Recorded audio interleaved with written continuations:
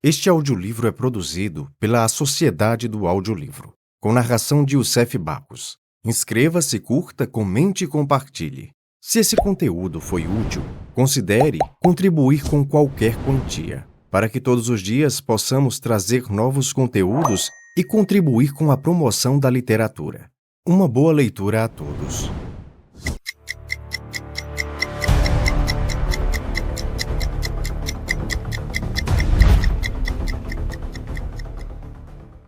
A Carta Roubada, de Edgar Allan Poe. Histórias extraordinárias. Tradução de Breno Silveira e outros. Em Paris, justamente depois de escura e tormentosa noite, no outono do ano de 1800, desfrutava eu do duplo luxo da meditação e de um cachimbo feito de espuma do mar, em companhia de meu amigo Auguste Dupin, em sua pequena biblioteca, ou gabinete de leitura situado no terceiro andar da Rua Dunod, 33, Faubourg Saint-Germain. Durante uma hora, pelo menos, mantínhamos profundo silêncio. Cada um de nós, aos olhos de algum observador casual, teria parecido intensa e exclusivamente ocupado com as volutas de fumaça que tornavam densa a atmosfera do aposento. Quanto a mim, no entanto, discutia mentalmente certos tópicos que haviam constituído o assunto da conversa entre nós na primeira parte da noite. Retiro-me ao caso da Rua Morgue e ao mistério que envolvia o assassínio de Marie Roguet. Pareceu-me, pois, quase que uma coincidência, quando a porta de nosso aposento se abriu e entrou o nosso velho conhecido Monsieur G., delegado de polícia de Paris. Recebemo-lo com cordialidade, pois havia nele tanto de desprezível como de divertido. E não o víamos havia já vários anos.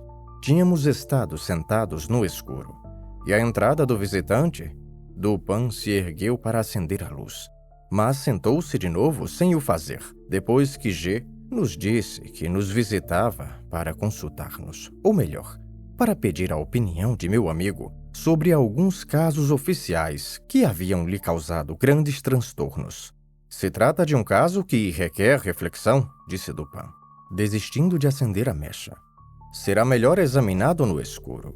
Esta é outra de suas estranhas ideias, comentou o delegado, que tinha o costume de chamar estranhas todas as coisas que estavam além de sua compreensão, e que desse modo vivia em meio de uma legião inteira de estranhezas. Exatamente, disse Dupin, enquanto oferecia um cachimbo ao visitante e empurrava para junto dele uma confortável poltrona. E qual é agora a dificuldade? Perguntei. Espero que não seja nada que se refira a assassínios.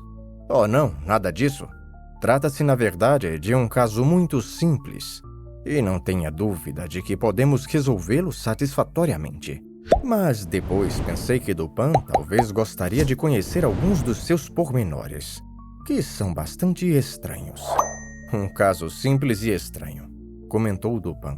Sim, realmente, mas por outro lado, não é nem uma coisa nem outra. O fato é que todos nós ficamos muito intrigados, pois, embora tão simples, o caso escapa inteiramente à nossa compreensão. Talvez seja a sua própria simplicidade que os desorienta, disse o meu amigo. Ora, que tolice! Exclamou o delegado, rindo cordialmente. Talvez o mistério seja um pouco simples demais, disse Dupin. Oh, Deus do céu! Quem já ouviu tal coisa? Um pouco evidente demais. O delegado de polícia prorrompeu em sonora gargalhada, divertindo-se a valer. Oh, Dupin, você ainda acaba por me matar de riso. E qual é, afinal de contas, o caso em apreço? Perguntei. Pois eu lhes direi, respondeu o delegado, refestelando-se na poltrona enquanto tirava longa e meditativa baforada do cachimbo. Direi tudo em poucas palavras, mas antes de começar, permitam-me recomendar que este caso exige o maior sigilo. Perderia, provavelmente, o lugar que hoje ocupo, se soubesse que eu confiei a alguém. Continue, disse eu. Ou não diga nada, acrescentou Dupin. Bem, recebi informações pessoais, de fonte muito elevada, de que certo documento da máxima importância foi roubado dos aposentos reais. Sabe-se quem foi a pessoa que o roubou. Quanto a isso, não há a menor dúvida. Viram-na apoderar-se dele. Sabe-se também que o documento continua em poder da referida pessoa. Como se sabe disso? Indagou Dupin. É coisa que se deduz claramente, respondeu o delegado. Pela natureza de tal documento e pelo fato de não terem surgido certas consequências que surgiriam incontinenti. Se o documento não tivesse ainda em poder do ladrão, isto é, se já houvesse sido utilizado com um fim que este último se propõe. Seja um pouco mais explícito, pedi.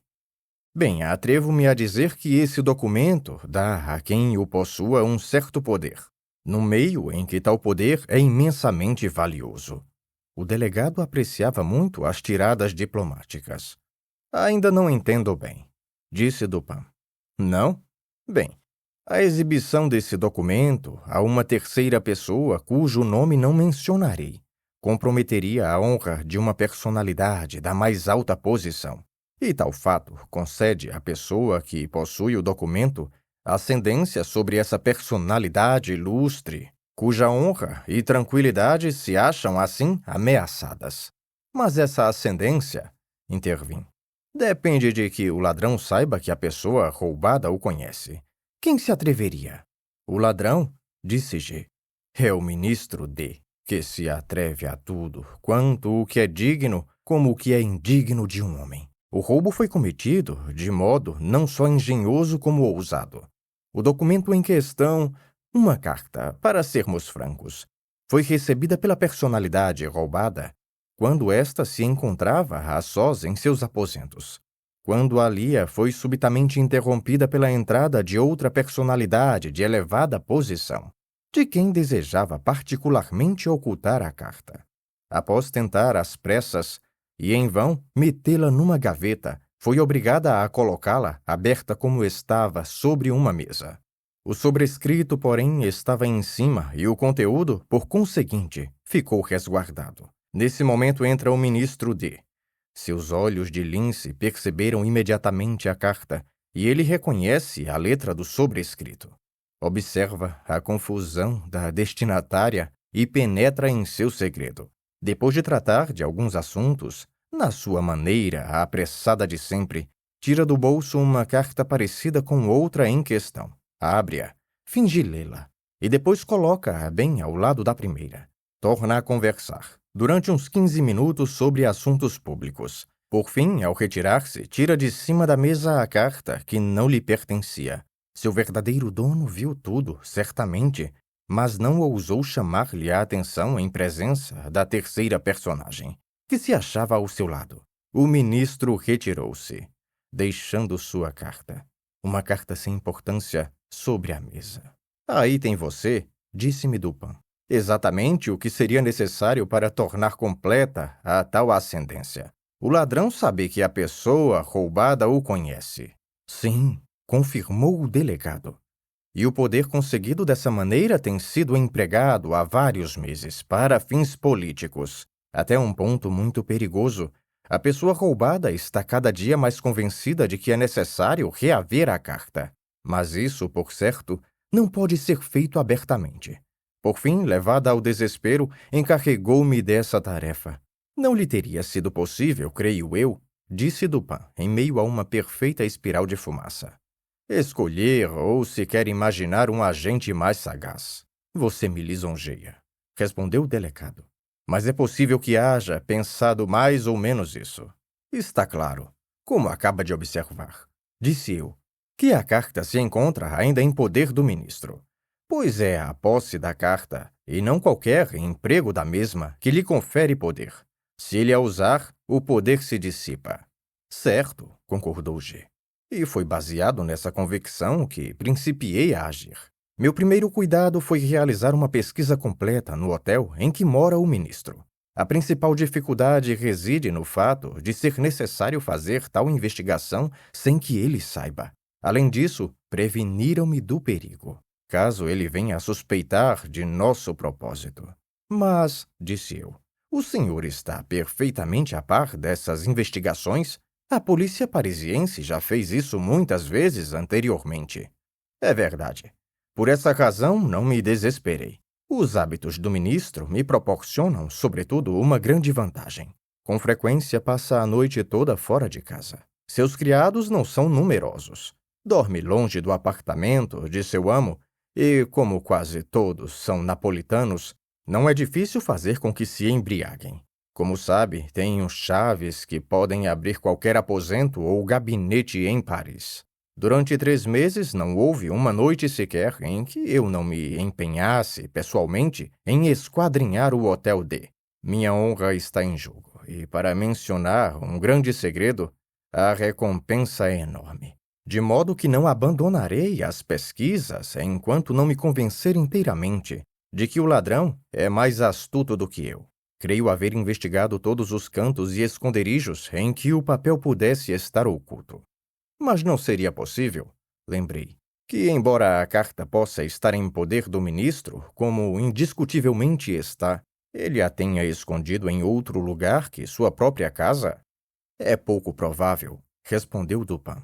A situação atual, particularíssima dos assuntos da corte e principalmente as intrigas em que, como se sabe, D anda envolvido, fazem da eficácia imediata do documento, da possibilidade de ser apresentado a qualquer momento, um ponto quase tão importante quanto a sua posse. A possibilidade de ser apresentado? Perguntei. O que vale dizer de ser destruído? Disse Dupin. É certo, observei. Não há dúvida de que o documento se encontra nos aposentos do ministro. Quanto a estar consigo próprio, guardado em seus bolsos, é coisa que podemos considerar como fora da questão. De acordo, disse o delegado. Por 2 vezes já fiz que fosse revistado, sob minhas próprias vistas, por batedores de carteira. Podia ter evitado todo esse trabalho, comentou Dupin. D, creio eu, não é inteiramente idiota. E assim deve ter previsto, como coisa corriqueira, essas revistas. Não é inteiramente tolo, disse G, mas é poeta. O que o coloca não muito distante de um tolo. Certo, assentiu Dupin, após longa e pensativa baforada de seu cachimbo. Embora eu também seja culpado de certos versos. Que tal se nos contasse, com pormenores, como se processou a busca? Sugeri. Pois bem, examinamos demoradamente todos os cantos. Tenho longa experiência dessas coisas. Vasculhamos o edifício inteiro, quarto por quarto, dedicando as noites de toda uma semana a cada um deles. Examinamos primeiro os móveis de cada aposento. Abrimos todas as gavetas possíveis e presumo que os senhores saibam que, para um agente de polícia devidamente habilitado, não existem gavetas secretas. Seria um bobalhão aquele que permitisse que uma gaveta secreta escapasse à sua observação numa pesquisa como essa. A coisa é demasiado simples. Há um certo tamanho, um certo espaço, que se deve levar em conta em cada escrivaninha. Além disso, dispomos de regras precisas. Nem a 50ª parte de uma linha nos passaria despercebida. Depois das mesas de trabalho, examinamos as cadeiras. As almofadas foram submetidas ao teste das agulhas, que os senhores já me viram empregar. Removemos a parte superior das mesas. Para quê? Às vezes a parte superior de uma mesa ou de outro móvel semelhante é removida pela pessoa que deseja ocultar um objeto. Depois a perna é escavada, o objeto depositado dentro da cavidade e a parte superior recolocada em seu lugar. Os pés e a parte superior das colunas das camas são utilizados para o mesmo fim. Mas não se poderia descobrir a parte oca por meio de som? Perguntei. De modo algum, se quando o objeto lá colocado for envolto por algodão. Além disso, em nosso caso, somos obrigados a agir sem fazer barulho. Mas o senhor não poderia ter examinado, peça por peça, todos os móveis em que teria sido possível ocultar alguma coisa de maneira a que se referiu? Uma carta pode ser transformada em uma minúscula espiral, não muito diferente em forma e em volume de uma agulha grande de costura. E, desse modo, pode ser introduzida na travessa de uma cadeira, por exemplo, Naturalmente, o senhor não desmontou todas as cadeiras, não é verdade? Claro que não. Mas fizemos melhor. Examinamos as travessas de todas as cadeiras existentes no hotel e também as juntas de toda a espécie de móveis. Fizemo-lo com a ajuda de poderoso microscópio. Se houvesse sinais de alterações recentes, não teríamos deixado de notar imediatamente. Um simples grão de pó de verruma, por exemplo, teria sido tão evidente como uma maçã. Qualquer alteração na cola, qualquer coisa pouco comum nas junturas, seria o bastante para chamar-nos a atenção. Presumo que examinaram os espelhos, entre as tábuas e os vidros, bem como as camas, as roupas de cama, as cortinas e os tapetes. Naturalmente, e depois de examinar desse modo, com a máxima minuciosidade, todos os móveis, passamos a examinar a própria casa. Dividimos toda a superfície em compartimentos, que eram por nós numerados, a fim de que nenhum pudesse ser esquecido. Depois vasculhamos os aposentos palmo a palmo, inclusive as duas casas contíguas, e isso com a ajuda do microscópio como antes. As duas casas contíguas? Exclamei. Devem ter tido muito trabalho. Tivemos, mas a recompensa oferecida é, como já disse, muito grande. Incluíram também os terrenos dessas casas. Todos os terrenos são revestidos de tijolos. Deram-nos relativamente pouco trabalho.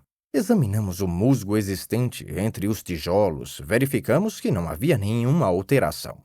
Naturalmente, olharam também os papéis de D e os livros da biblioteca. Sem dúvida, abrimos todos os pacotes e embrulhos, e não só abrimos todos os volumes, mas os folheamos página por página, sem que nos contentássemos com uma simples sacudida, como é o hábito entre alguns de nossos policiais. Medimos também a espessura de cada encadernação, submetendo cada uma delas ao mais escrupuloso exame microscópico. Se qualquer encadernação apresentasse sinais de que havia sofrido alteração recente, tal fato não nos passaria despercebido. Quanto a uns 5 ou 6 volumes recém-chegados das mãos do encadernador, foram por nós cuidadosamente examinados, em sentido longitudinal por meio de agulha. Verificaram os assoalhos embaixo dos tapetes? Sem dúvida, tiramos todos os tapetes e examinamos as tábuas do assoalho com o microscópio. E o papel das paredes? Também. Deram uma busca no porão? Demos. Então, disse eu, os senhores se enganaram, pois a carta não está na casa, como o senhor supõe. Temo que o senhor tenha razão quanto a isso, concordou o delegado. E agora, Dupin? Que é que aconselharia fazer? Uma nova e completa investigação na casa. Isso é inteiramente inútil, replicou G. Não estou tão certo de que respiro como de que a carta não está no hotel. Não tenho melhor conselho para dar-lhe, disse Dupin. O senhor, naturalmente, possui uma descrição precisa da carta, não é assim? Certamente. E aqui, tirando do bolso um memorando, o delegado de polícia pôs-se a ler, em voz alta, uma descrição minuciosa do aspecto interno e, principalmente, externo do documento roubado. Logo depois de terminar a leitura, partiu muito mais deprimido do que eu jamais o vira antes. Decorrido cerca de um mês, fez-nos outra visita e encontrou-nos entregues à mesma ocupação que na vez anterior. Apanhou um cachimbo e uma poltrona e passou a conversar sobre assuntos corriqueiros. Por fim perguntei: Então, Monsieur G., que nos diz a carta roubada? Suponho que se convenceu, afinal, de que não é coisa simples ser mais astuto que o ministro. Que o diabo carregue o ministro! Exclamou. Sim, realizei, apesar de tudo, um novo exame, como o Dupin sugeriu. Mas trabalho perdido, como eu sabia que seria. Qual foi a recompensa oferecida a que se referiu? Indagou Dupin. Ora, uma recompensa muito grande. Muito generosa. Mas não me agrada dizer quanto, precisamente. Direi, no entanto, que não me importa de dar, de meu cheque, 50.000 francos a quem conseguisse obter essa carta. A verdade é que ela se torna, a cada dia que passa, mais importante, e a recompensa foi ultimamente dobrada. Mas mesmo que fosse triplicada, eu não poderia fazer mais do que já fiz. Pois sim, disse Dupin, arrastando as palavras entre as baforadas de seu cachimbo de espuma. Realmente. Parece-me, no entanto, G, que não se esforçou ao máximo quanto a este assunto. Creio que poderia fazer um pouco mais bem. Como? De que maneira? Ora, poderia fazer uma consulta sobre esse assunto, hein? Lembra-se da história que se conta a respeito de Abernethy? Não, que vá para o diabo, Abernethy. Sim, que vá para o diabo e seja bem recebido. Mas certa vez um avarento rico concebeu a ideia de obter de graça uma consulta de Abernethy. Conta ao fim, durante uma conversa entre um grupo de amigos, insinuou o seu caso ao médico, como se tratasse do caso de um indivíduo imaginário.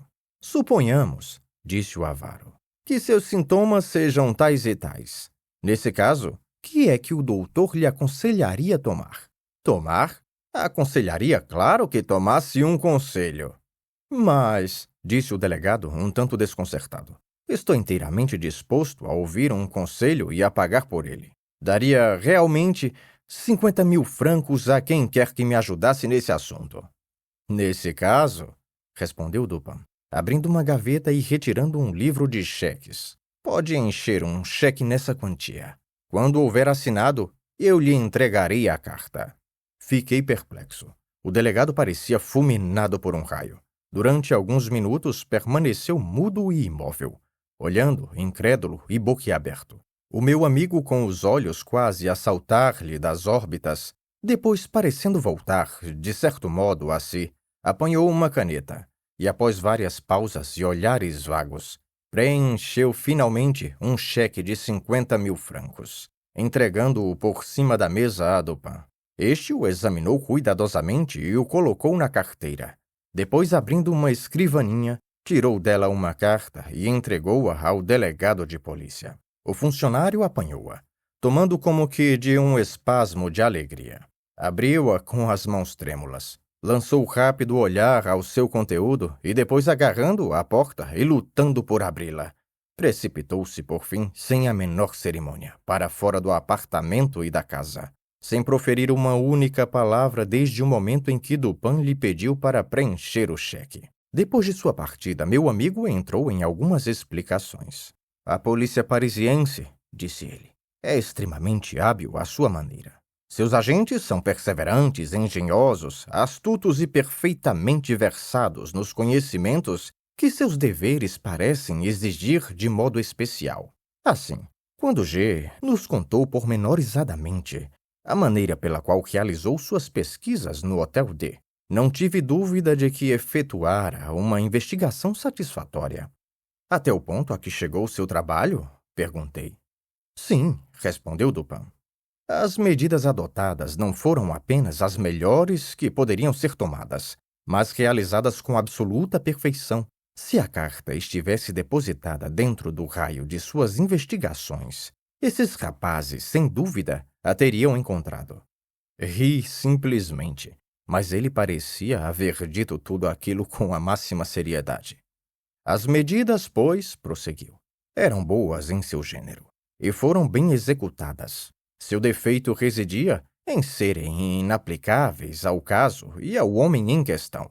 Um certo conjunto de recursos altamente engenhosos é, para o delegado, uma espécie de leito de Procusto, ao qual procura adaptar à força todos os seus planos. Mas, no caso em apreço, cometeu uma série de erros, por ser demasiado profundo ou demasiado superficial, e muitos colegiais raciocinam melhor do que ele. Conheci um garotinho de 8 anos cujo êxito como adivinhador no jogo de par ou ímpar despertava a admiração de todos. Este jogo é simples e se joga com bolinhas de vidro. Um dos participantes fecha na mão algumas bolinhas e pergunta ao outro se o número é par ou ímpar. Se o companheiro acerta, ganha uma bolinha. Se erra, perde uma. O menino a que me refiro ganhou todas as bolinhas de vidro da escola. Naturalmente, tinha um sistema de adivinhação que consistia na simples observação e no cálculo da astúcia de seus oponentes. Suponho, por exemplo, que seu adversário fosse um bobalhão que, fechando a mão, lhe perguntasse par ou ímpar. Nosso garoto responderia ímpar e perderia. Mas na segunda vez ganharia, pois diria com seus botões: este bobalhão tirou o par na primeira vez. E sua astúcia é apenas suficiente para que apresente um número ímpar na segunda vez. Direi, pois, ímpar. Diz ímpar e ganha.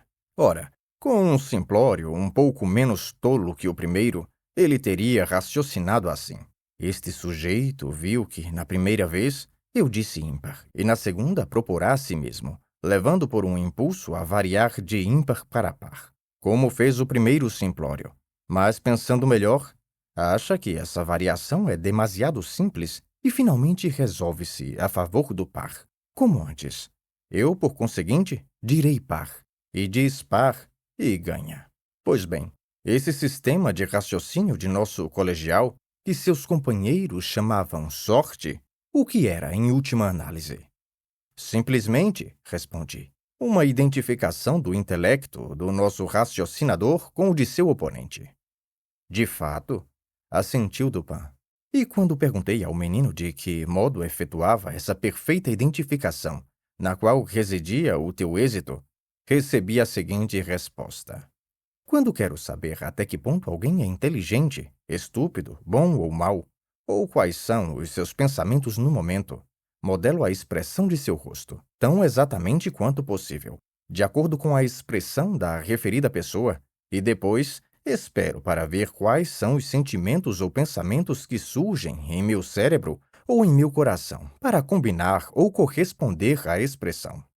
Essa resposta do pequeno colegial supera em muito toda a profundidade espúria atribuída a Rochefoucauld, Labougie, Maquiavel e Campanella.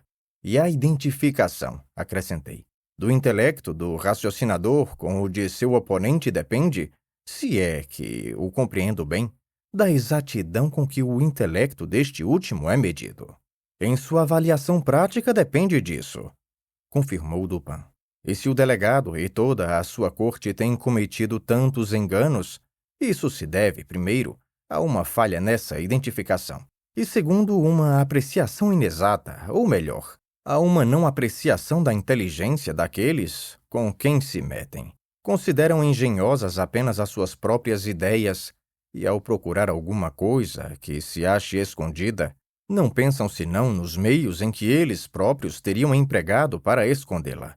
Estão certos apenas num ponto, naquele em que sua engenhosidade representa fielmente a da massa. Mas quando a astúcia do malfeitor é diferente da deles, o malfeitor naturalmente os engana. Isso sempre acontece quando a astúcia deste último está acima da deles, e muito frequentemente quando está abaixo.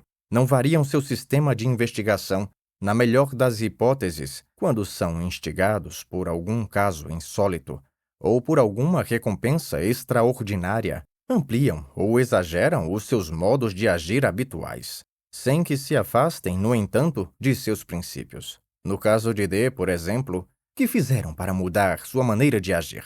Que são todas essas perfurações, essas buscas, essas sondagens, esses exames de microscópio, essa divisão da superfície do edifício em polegadas quadradas, devidamente anotadas? Que é tudo isso senão o exagero na aplicação de um desses princípios de investigação baseados sobre uma ordem de ideias referentes à esperteza humana, a qual o delegado se habituou durante os longos anos de exercício de suas funções? Não vê você que ele considera, como coisa assente, o fato de que todos os homens que procuram esconder uma carta utilizam, se não precisamente, um orifício feito à verruma da perna de uma cadeira, ou pelo menos alguma cavidade, algum canto escuro sugerido pela mesma ordem de ideias que levaria um homem a furar a perna de uma cadeira? E não vê também que tais esconderijos tão recherchés só são empregados em ocasiões ordinárias e por inteligências comuns? Porque, em todos os casos de objetos escondidos, essa maneira recherchée de ocultar-se um objeto é desde o primeiro momento presumível e presumida, e assim, sua descoberta não depende de modo algum da perspicácia, mas sim do simples cuidado, da paciência e da determinação dos que procuram. Mas quando se trata de um caso importante, ou de um caso que, pela recompensa oferecida, seja assim escancarado pela polícia, jamais essas qualidades deixariam de ser postas em ação. Você compreenderá agora o que eu queria dizer ao afirmar que, se a carta roubada tivesse sido escondida dentro do raio da investigação do nosso delegado, ou, em outras palavras, se o princípio inspirador estivesse compreendido nos princípios do delegado, sua descoberta seria uma questão inteiramente fora de dúvida. Este funcionário, porém, se enganou por completo, e a fonte remota de seu fracasso reside na suposição de que o ministro é um idiota, pois adquiriu o renome de poeta. Segundo o delegado, todos os poetas são idiotas, e nesse caso, ele é apenas culpado de um non distributio medi, ao inferir que todos os poetas são idiotas. Mas ele é realmente poeta? Perguntei. Sei que são dois irmãos e que ambos adquiriram renome nas letras. O ministro, creio eu, escreveu eruditamente sobre o cálculo diferencial. É um matemático e não um poeta. Você está enganado. Conheço-o bem. E ambas as coisas, como poeta e matemático. Como poeta e matemático, raciocinaria bem. Como mero matemático, não raciocinaria de modo algum e ficaria, assim, à mercê do delegado. Você me surpreende, respondi, com essas opiniões que têm sido desmentidas pela voz do mundo. Naturalmente não quererá destruir, de um golpe, ideias amadurecidas durante tantos séculos. A razão matemática é há muito considerada como a razão par excellence. Il y a à parir, replicou Dupin, citando Chamfort, que toute idée publique, toute convention reçue est une sottise, car elle a convenu au plus grand nombre. Os matemáticos, concordo, fizeram tudo o que lhes foi possível para propagar o erro popular a que você alude, e que, por ter sido promulgado como verdade, não deixa de ser erro. Como uma arte digna de melhor causa, ensinaram-nos a aplicar o termo análise às operações algébricas. Os franceses são os culpados originários desse engano particular. Mas se um termo possui alguma importância, se as palavras derivam de seu valor, de sua aplicabilidade, então a análise poderá significar álgebra, do mesmo modo que, em latim, âmbitos significa ambição, religio, religião ou hominis honesti, um grupo de homens honrados. Vejo que você vai entrar em choque com alguns algebristas de Paris, disse-lhe eu. Mas prossiga. Impugno a validez e, por conseguinte, o valor de uma razão cultivada por meio de qualquer forma especial que não seja a lógica abstrata. Impugno, de modo particular, o raciocínio deduzido pelo estudo das matemáticas. As matemáticas são a ciência da forma e da quantidade. O raciocínio matemático não é mais do que a simples lógica aplicada à observação da forma e da quantidade. O grande erro consiste em supor-se que até mesmo as verdades daquilo que se chama álgebra pura são verdades abstratas ou gerais. E esse erro é tão grande que fico perplexo diante da unanimidade com que foi recebido. Os axiomas matemáticos não são axiomas de uma verdade geral. O que é verdade com respeito à relação, de forma ou quantidade, é com frequência grandemente falso quanto ao que respeita à moral, por exemplo. Nesta última ciência não é com frequência verdade que a soma das partes seja igual ao todo. Na química também falha o axioma. Na apreciação da força motriz também falha, visto que dois motores, cada qual de determinada potência, não possuem necessariamente, quando associados, uma potência igual à soma de suas duas potências tomadas separadamente. Há numerosas outras verdades matemáticas que são somente verdades dentro dos limites da relação. Mas o matemático argumenta, por hábito, partindo de suas verdades finitas, como se estas fossem de uma aplicabilidade absoluta e geral, como o mundo, na verdade, imagina que sejam. Briand, em sua eruditíssima mitologia, refere-se a uma fonte análoga de erro, ao dizer que, embora ninguém acredite nas fábulas do paganismo, nós, com frequência, esquecemos isso. até o ponto de fazer inferência partindo delas, como se fossem realidades vivas. Entre os algebristas, porém, que são também eles pagãos, as fábulas pagãs merecem crédito. E tais inferências são feitas não tanto devido a lapsos de memória, mas devido a um incompreensível transtorno em seus cérebros. Em suma, não encontrei jamais um matemático puro em quem pudesse ter confiança, fora de suas raízes e de suas equações. Não conheci um único sequer que não tivesse como artigo de fé que x² mais px é absoluta e incondicionalmente igual a Q. Se quiser fazer uma experiência, diga a um desses senhores que você acredita que possa haver casos em que 2² mais px não significa absolutamente igual a Q. E logo depois de ter lhe feito compreender o que você quer dizer com isso, fuja de suas vistas o mais rapidamente possível, pois ele, sem dúvida, procurará dar-lhe uma surra. O que quero dizer, continuou Dupin, enquanto eu não fazia senão rir-me destas últimas observações, é que se o ministro não fosse mais do que um matemático, o delegado de polícia não teria tido necessidade de dar-me este cheque. Eu o conhecia, porém, como matemático e poeta, e adaptei a essa sua capacidade as medidas por mim tomadas, levando em conta as circunstâncias em que ele se achava colocado. Conhecia-o também, não só como um homem da corte, mas ainda como um intrigante ousado. Tal homem, pensei, não poderia ignorar a maneira habitual de agir da polícia. Devia ter previsto, e os acontecimentos demonstraram que de fato previra, os assédios disfarçados a que estaria sujeito. Também devia ter previsto, refleti, as investigações secretas efetuadas em seu apartamento. Suas frequentes ausências de casa à noite, consideradas pelo delegado de polícia como coisa que viria contribuir, sem dúvida, para o exercício de sua empresa, eu as encarei apenas como astúcia, para que a polícia tivesse oportunidade de realizar uma busca completa em seu apartamento e convencer-se o mais cedo possível, como de fato aconteceu, de que a carta não estava lá. Pareceu-me também que toda essa série de ideias referentes aos princípios invariáveis da ação policial nos casos de objetos escondidos, e que tive certa dificuldade, há pouco, para explicar-lhe, pareceu-me que toda essa série de ideias deveria necessariamente ter passado pelo espírito do ministro.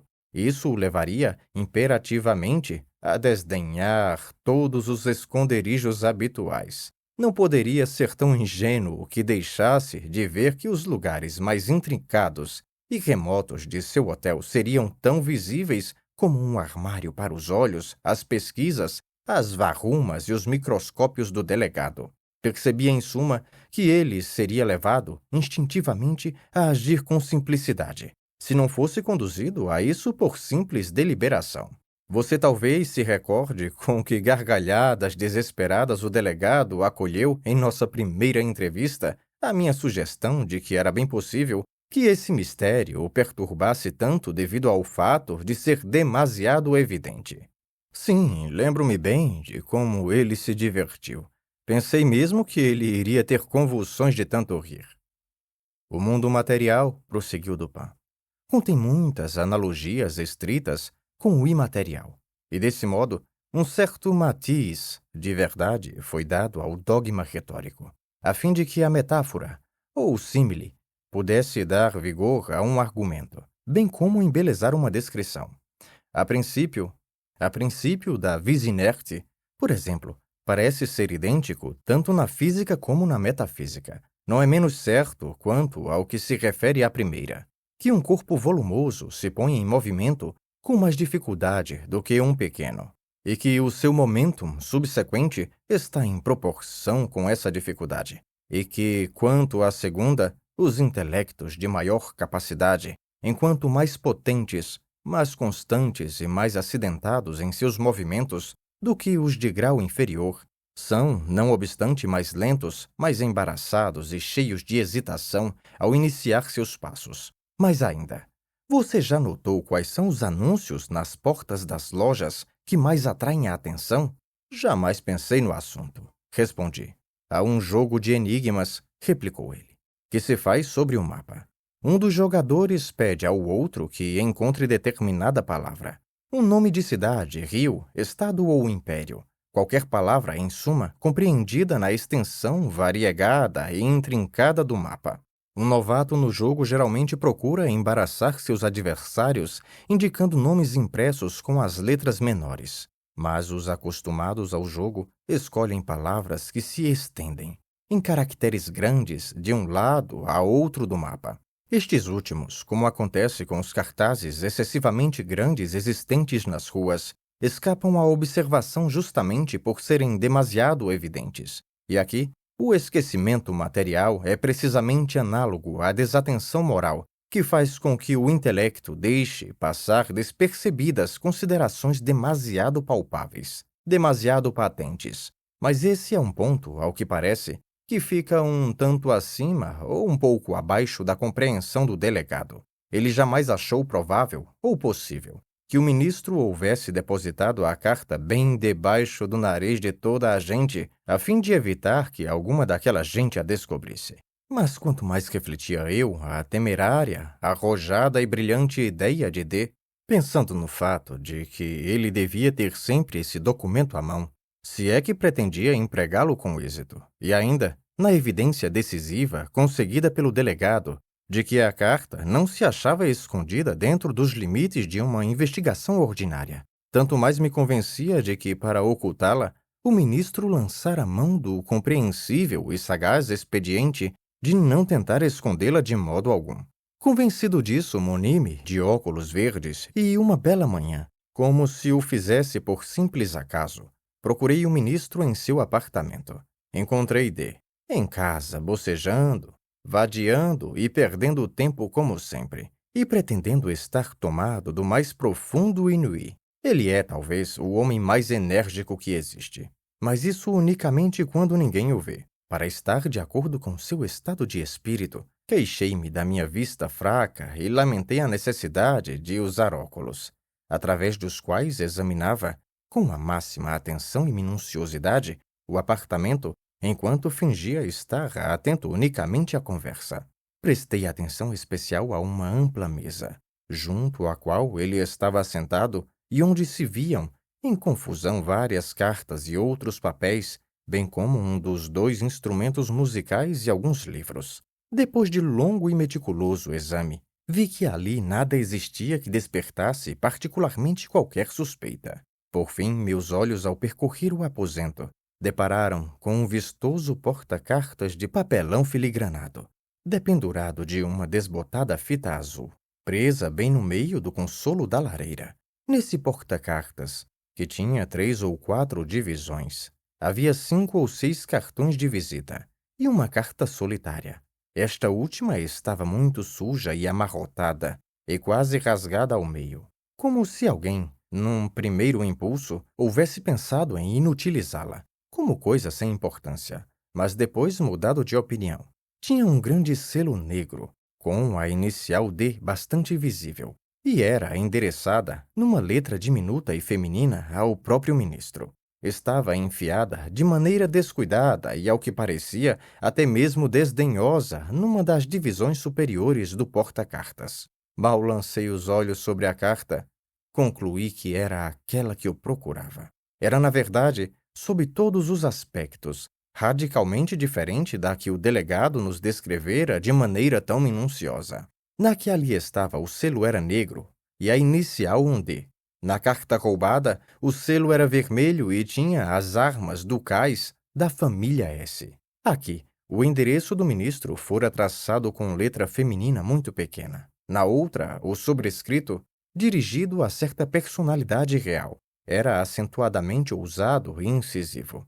Somente no tamanho havia uma certa correspondência. Mas, por outro lado, a grande diferença entre ambas as cartas, a sujeira, o papel manchado e rasgado, tão em desacordo com os verdadeiros hábitos de D e que revelavam o propósito de dar a quem a visse a ideia de que se tratava de um documento sem valor. Tudo isso aliado à colocação bem visível do documento que o punha diante dos olhos de qualquer visitante, ajustando-se perfeitamente às minhas conclusões anteriores. Tudo isso, repito, corroborava decididamente as suspeitas de alguém que, como eu, para lá me dirigira com a intenção de suspeitar. Prolonguei minha visita tanto quanto possível, e enquanto mantinha animada a conversa com o ministro sobre um tema que sabia não deixara jamais de interessá-lo e entusiasmá-lo, conservei a atenção presa à carta. Durante esse exame, guardei na memória o aspecto exterior e a disposição dos papéis no porta-cartas, chegando por fim a uma descoberta que dissipou por completo qualquer dúvida que eu ainda pudesse ter. Ao observar atentamente as bordas do papel, verifiquei que as mesmas estavam mais estragadas do que parecia necessário. Apresentavam um aspecto irregular que se nota quando um papel duro, depois de haver sido dobrado e prensado numa dobradeira, é dobrado novamente em sentido contrário, embora isso seja feito sobre as mesmas dobras que constituíam o seu formato anterior. Bastou-me essa descoberta. Era evidente para mim que a carta fora dobrada ao contrário, como uma luva que se vira no avesso, sobrescrita de novo e novamente lacrada. Despedi-me do ministro e saí incontinente, deixando uma tabaqueira de ouro sobre a mesa. Na manhã seguinte voltei à procura da minha tabaqueira, ocasião em que reiniciamos, com bastante vivacidade, a conversa do dia anterior. Enquanto palestrávamos, ouvimos forte detonação de arma de fogo bem de frente do hotel, seguida de uma série de gritos horríveis e do vozerio de uma multidão. D precipitou-se em direção da janela, abriu-a, olhou-a para baixo. Entre mentes, aproximei-me do porta-cartas, apanhei o documento, meti-o no bolso e o substituí por um facsímile. Quanto ao que se referia ao aspecto exterior, preparado cuidadosamente em minha casa, imitando facilmente a inicial D por meio de um elo feito de miolo de pão. O alvoroço que se verificara na rua fora causada pelo procedimento insensato de um homem armado de mosquete. Disparara-o entre uma multidão de mulheres e crianças. Mas como a arma não estava carregada, senão com pólvora seca, o indivíduo foi tomado por um bêbado lunático e permitiram-lhe que seguisse seu caminho. Depois que o homem se foi, D retirou-se da janela, da qual eu também me aproximara logo após conseguir a carta. Decorrido um instante, despedi-me dele. O pretenso lunático era um homem que estava a meu serviço. Mas o que pretendia você? Perguntei, ao substituir a carta por um facsímile. Não teria sido melhor, logo na primeira vista, tê-la apanhado de uma vez e ido embora? D, respondeu Dupin, é homem decidido de grande coragem. Além disso, existem em seu hotel criados fiéis aos seus interesses. Tivesse eu feito o que você sugere, talvez não conseguisse sair vivo de sua presença ministerial. A boa gente de Paris não ouviria mais notícias minhas, mas à parte estas considerações, eu tinha um fim em vista. Você sabe quais são minhas simpatias políticas. Nesse assunto, ajo como partidário da senhora em apreço. Durante 18 meses o ministro teve à sua mercê. Agora é ela quem o tem a ele, já que ele ignora que a carta já não está em seu poder e continuará a agir como se ainda a possuísse. Desse modo, encaminha-se inevitavelmente sem o saber rumo à sua própria ruína política. Sua queda será tão precipitada quanto desastrada. Está bem que se fale do facilis descensus Averni, mas em toda a espécie de ascensão, como dizia Catalani, em seus cantos, é muito mais fácil subir que descer. No presente caso, eu não tenho simpatia alguma e nem sequer piedade por aquele que desce. És esse monstrum horrendum, o homem genial sem princípios. Confesso, porém, que gostaria de conhecer o caráter exato de seus pensamentos quando, ao ser desafiado por aquela a quem o delegado se refere como uma certa pessoa, resolva abrir o papel que deixei em seu porta-cartas. Como? Você colocou lá alguma coisa particular? Ora, não seria inteiramente correto deixar o interior em branco. Seria uma ofensa. Certa vez, em Viena, D me pregou uma peça, e eu lhe disse, bem-humorado, que não me esqueceria daquilo. De modo que, como sabia que ele iria sentir certa curiosidade sobre a identidade da pessoa que o sobrepujara em astúcia, achei que seria uma pena deixar de dar-lhe um indício. Ele conhece bem minha letra. E assim, apenas copiei no meio da toalha em branco o seguinte: Un dessin se funeste, sned nedarte, ed nedet est. São palavras que podem ser encontradas em Artre, de Crébillon,